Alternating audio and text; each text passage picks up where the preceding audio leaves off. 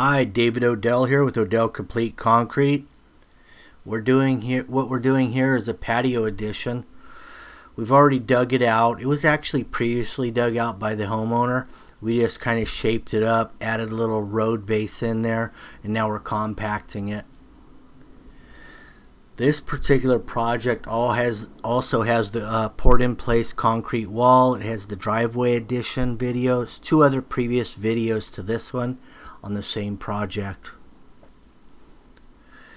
And what we're doing here, we're also doing some mow strips, and that's a divider between the garden area and when you change landscapes.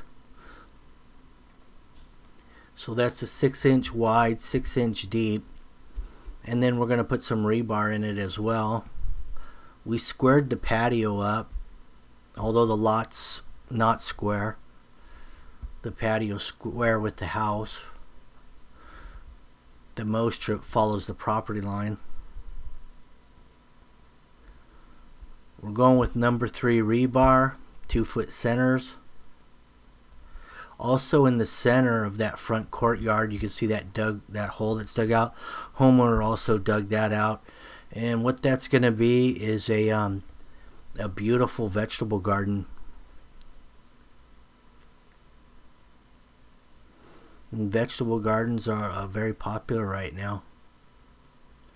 So in this particular area, we're going to surround it with a concrete mow strip, concrete curbing, and that way nothing can infiltrate the garden area.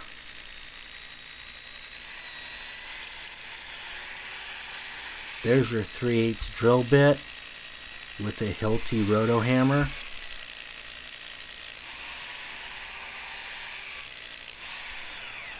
That roto hammer I've had for about 10 years and it's still working well.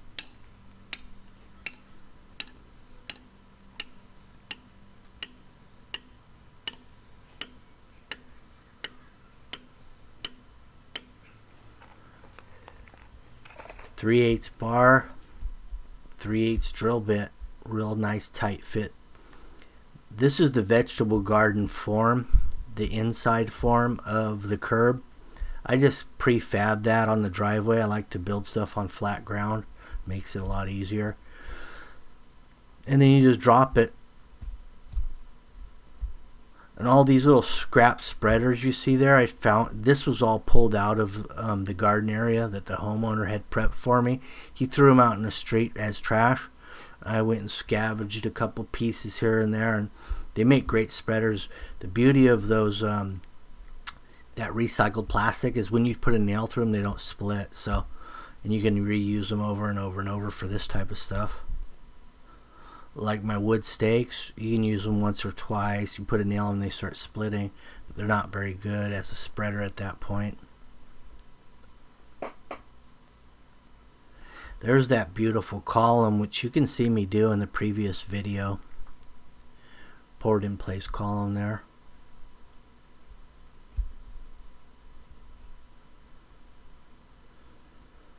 Now all the wood that I'm using was all the wood that I pulled off of that poured in place wall. Because it was only a 5-foot length wall and 5-foot high, I have a lot of short lumber. So I'm scabbing it all back together to build this mow strip.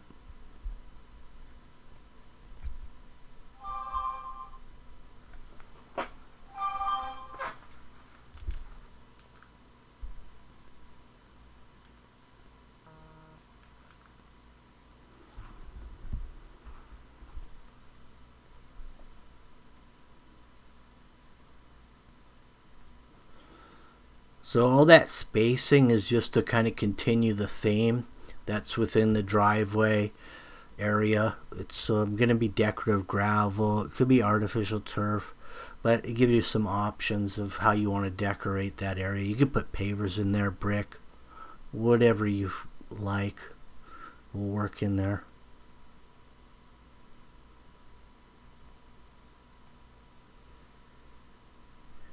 We're not going all the way down to the street because the homeowner wanted to leave space down there at the bottom for future projects. If he has to do a water main or if he has to do anything mechanically down that end, back a sidewalk. That's where it all happens.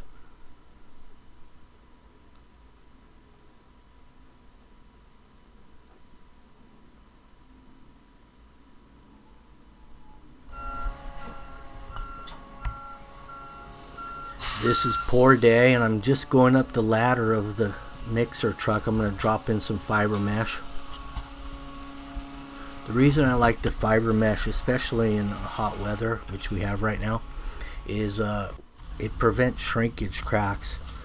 Shrinkage cracks is when the concrete dries real quickly. The moisture, water comes out of the concrete quickly, and it cracks.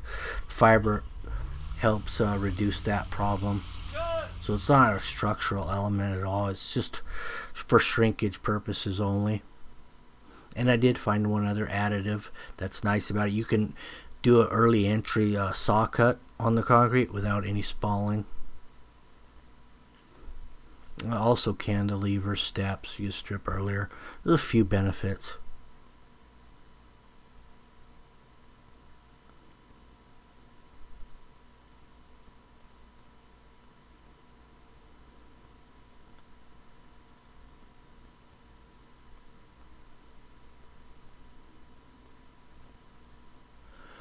Once that hedge completely grows in around the perimeter, you'll have a nice private front courtyard here. You have your vegetable garden, your front patio, and then you put your gate up here between the column and that wall that I put in. It'll be a nice little hideaway.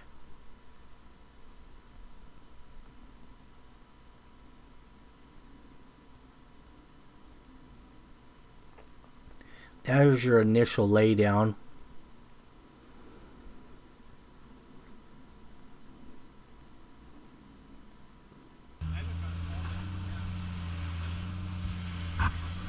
We have that rebar. Notice how it's a little old looking, that rebar. Well, that was some rebar that the homeowner had laying around his house, so we threw it in here.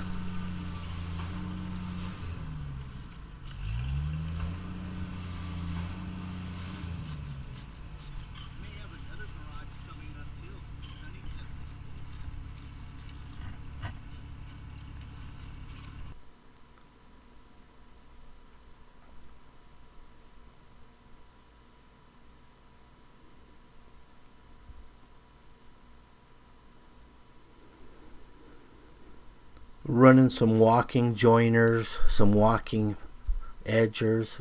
Also using the funny float. And there's the funny trowel going on.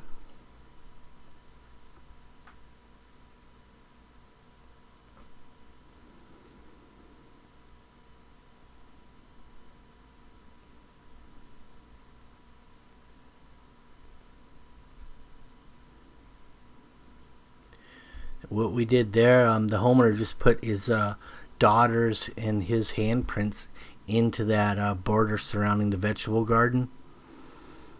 And interestingly enough, the entire neighborhood on his specific street, all the kids came over and put their handprints in that border of the vegetable garden. So it's going to be like a community garden, I believe. Here's a little 6-foot cutter. And this was made out of, I believe Juan told me that it was made out of an aluminum I-beam. He just cut off one end of the I-beam, and then now he's got a joiner.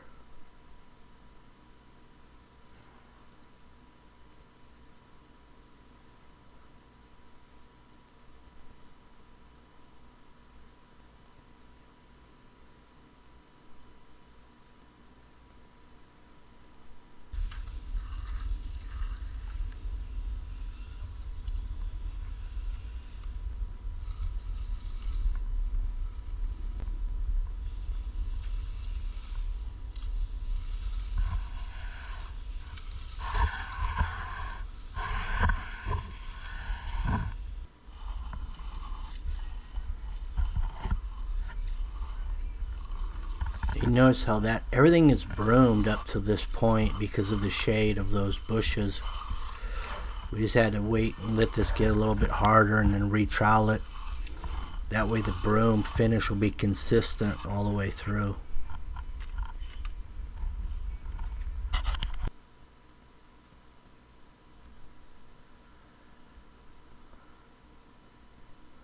This is a continuation of the driveway addition.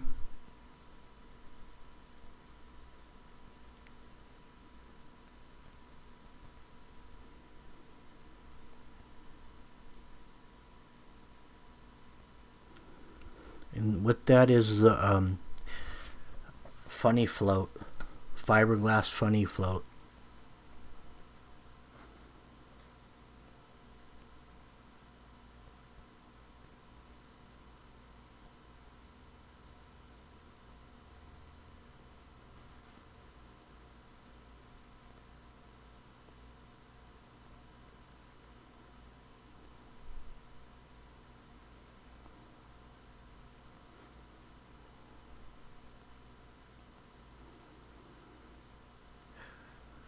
Now Juan's trying a different type of a broom out here.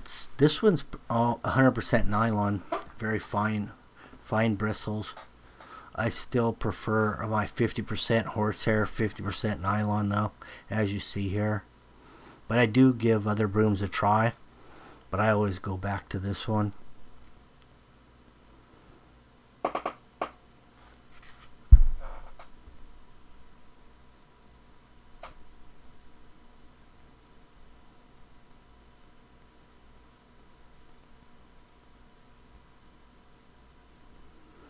You notice how I shake?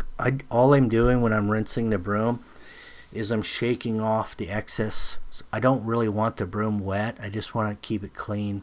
That way we get good, nice lines.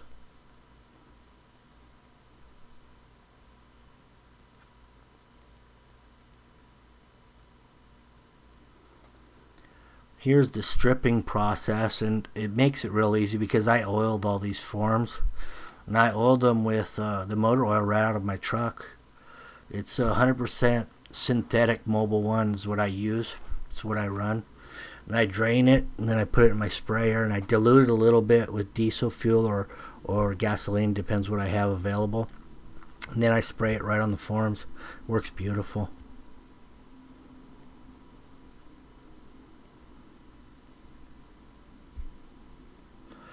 It preserves the lumber to some degree, so I can utilize that lumber over and over and over because it's not cracking, it's not drying out, it's not warping. So that oil does a lot of different things, not only as a release, but it preserves the lumber. If you have, let's say you have a wood picket fence around your house and it's all cracked up, that's because you never oiled it. Had you oiled it with transmission fluid, used tranny fluid, motor oil, anything like that on a regular basis, it would have lasted probably twice as long.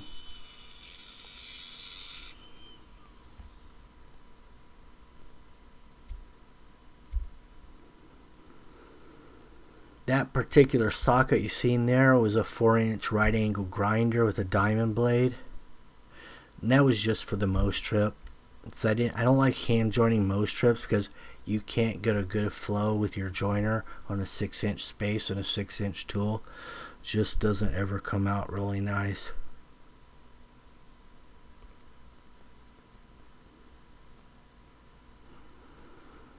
Especially when you're going diagonal like that.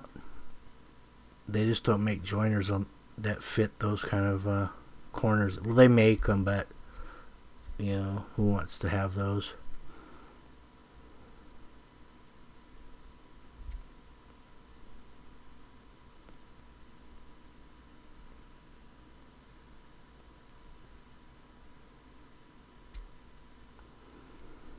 The curb we actually left smooth because of, you know, if it's going to be a lawn in here or whatever it's going to be, there's going to be a lot of cleaning going on. Not a lot of foot traffic on the curb. It's mostly just a separation between two different landscape options here.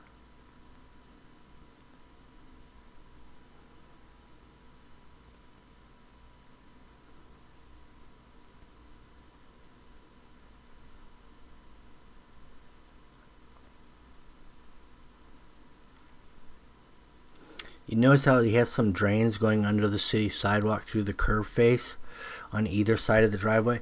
That'll be a huge French drain basin with rock to drain out everything that comes downhill from his property there and goes underground rather than over the sidewalk, which is a good idea.